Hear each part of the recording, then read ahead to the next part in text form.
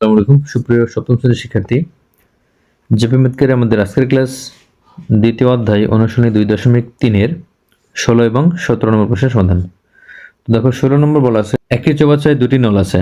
প্রথম ও দ্বিতীয় নল দ্বারা যথাক্রমে 12 ঘন্টা ও 18 ঘন্টায় খালি চৌবাচ্চাটি পূর্ণ হয়। দুটি নল একসাথে খুলে দিলে খালি চৌবাচ্চাটি কত ঘন্টায় পূর্ণ হবে? তাহলে দেখো 16 নম্বর প্রথম নল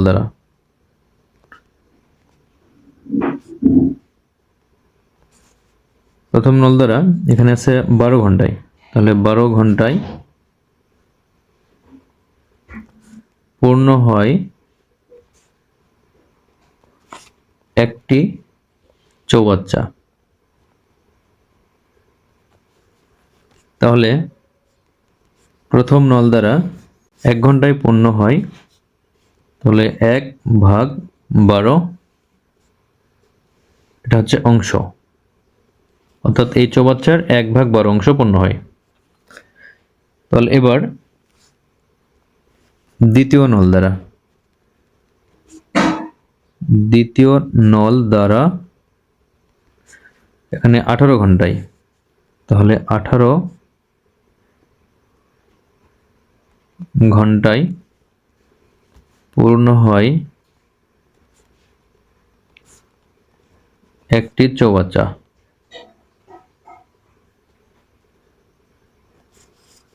তাহলে একইভাবে দ্বিতীয় নল দ্বারা 1 ঘন্টায় পূর্ণ হয় 1/18 অংশ, অর্থাৎ এই চৌবাচ্চার 18-র 1 অংশ পূর্ণ হয়। তাহলে এবার দুটি নল একসাথে খুলে দিলে পূর্ণ হয় 1 ঘন্টায় কত, সেটা আমাদের বের করতে হবে। তাহলে দুটি নল একত্রে খুলে দিলে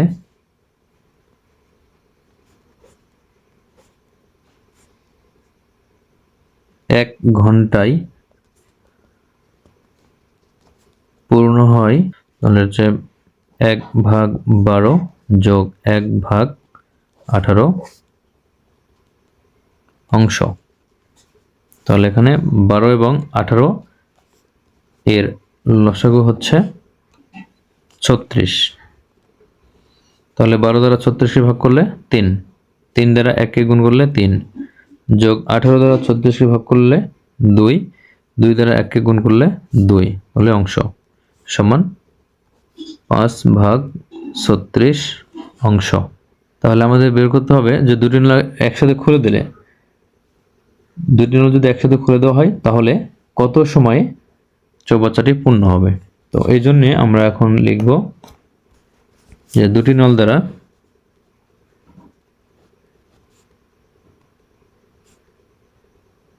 দুটি নল দ্বারা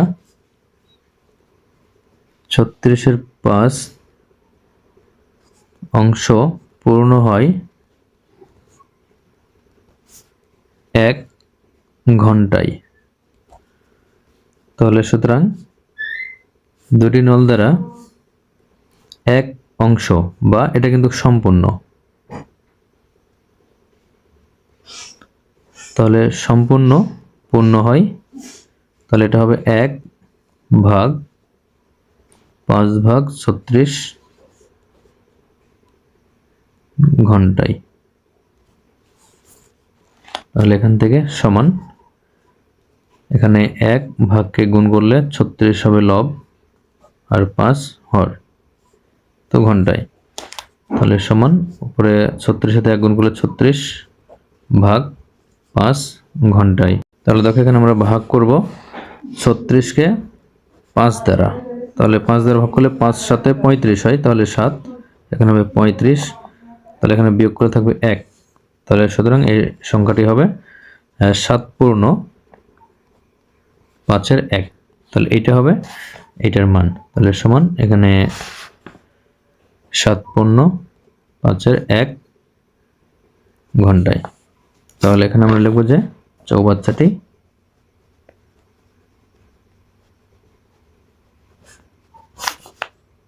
7 পূর্ণ 5-এর 1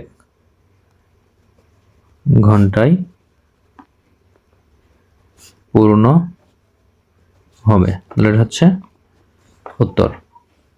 এখন 17 নম্বর।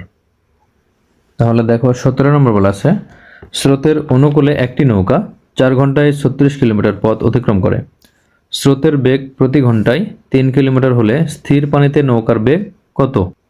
তাহলে এখানে দেখো 17 নম্বর, প্রথমে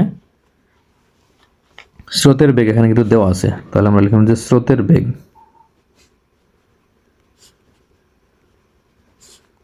ঘন্টায়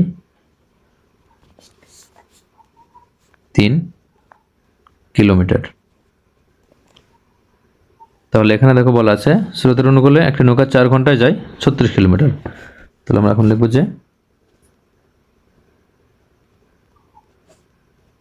স্রোতের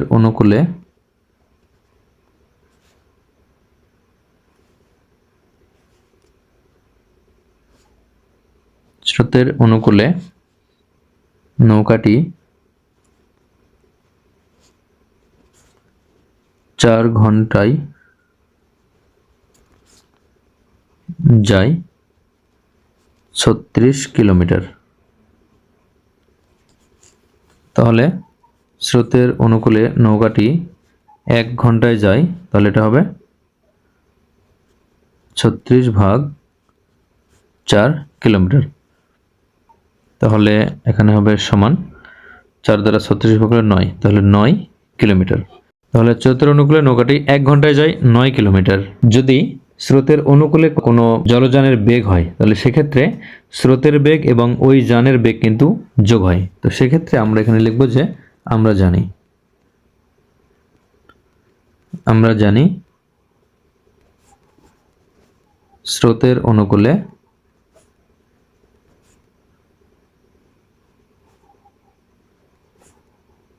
এখানে যেহেতু নৌকা আছে তাহলে আমরা নৌকা দেব, তাহলে নৌকার বেগ সমান, তাহলে এখানে যোগ হবে কি স্রোতের বেগ যোগ নৌকার বেগ। আমরা যেই জলযানই কল্পনা করি না কেন, স্রোতের বেগের সাথে ওই যানের বেগ কিন্তু যোগ হবে, এটা অনুকূলে যখন যাবে তখন। তাহলে এখান থেকে আমাদের বের করতে হবে এই যে নৌকার বেগ, আমরা এই পাশটা আমরা বাম পাশে নেব। তাহলে এখানে আমরা লিখব যে বা স্রোতের বেগ যোগ নৌকার বেগ সমান স্রোতের অনুকূলে নৌকার বেগ। তাহলে এখানে কিন্তু আমাদের স্রোতের বেগ জানা, স্রোতের বেগ ছিল ঘন্টায় 3 কিলোমিটার, আর স্রোতের অনুকূলে নৌকার বেগ এটাও কিন্তু আমাদের জানা আছে। দেখো স্রোতের অনুকূলে নৌকার বেগ 9 কিলোমিটার ঘন্টায়। তাহলে আমরা এই জন্য এখান থেকে লিখব যে বা, এখানে আমরা নৌকার বেগটা বাম পাশে রেখে দেব। তাহলে বা নৌকার বেগ সমান, এখানে স্রোতের অনুকূলে নৌকার বেগ, আর এখানে দেখো স্রোতের বেগ কিন্তু এখানে যোগ আছে, তাহলে ডান পাশে গেলে হবে বিয়োগ, তাহলে বিয়োগ স্রোতের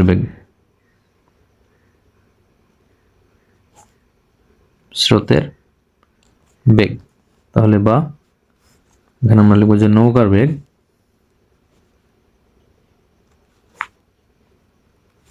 সমান স্রোতের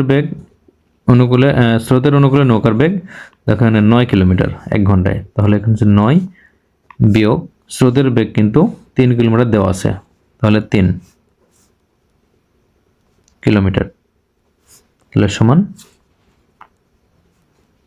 6 কিলোমিটার। তাহলে যেটা নৌকার বেগ ওইটা কিন্তু স্থির পানিতে বেগ হবে।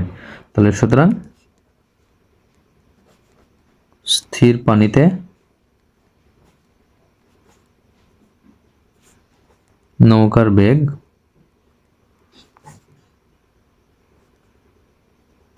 ঘন্টায় 6 কিলোমিটার। তাহলে এটা হচ্ছে 17 নম্বরের অ্যান্সার।